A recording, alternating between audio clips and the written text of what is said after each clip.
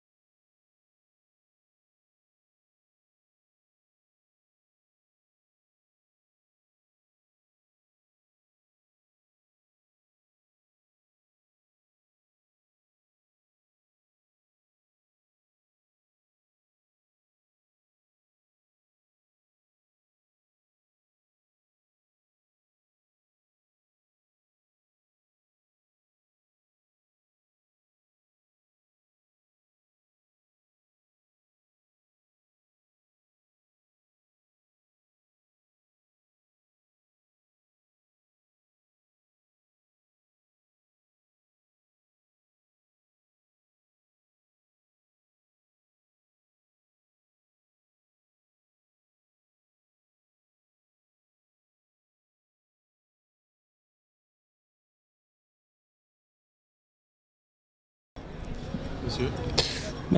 Moi, si je pèse dans la balance, il y a 120 millions de dettes, je crois, ou 110 ou 120. Ouais, c'est ça. Donc 30, si on fait dans la balance, on est encore en négatif. Alors je ne sais pas si ça va sortir le club, ça va la faire sortir la tête de l'eau, mais enfin, quoi qu'il en soit, c'est dans les performances déjà qu'on va voir la différence. S'ils arrivent à être premiers cette année, je ne sais pas, on verra bien. Mais au moins monter déjà. Et après le reste, ça suivra, on verra, j'espère. Donc de l'intéressement, mais quand même restant méfiant, on n'est pas encore sûr de ce qui se passe. Le cas Gérard Lopez, malheureusement, ça nous calme un peu, quoi.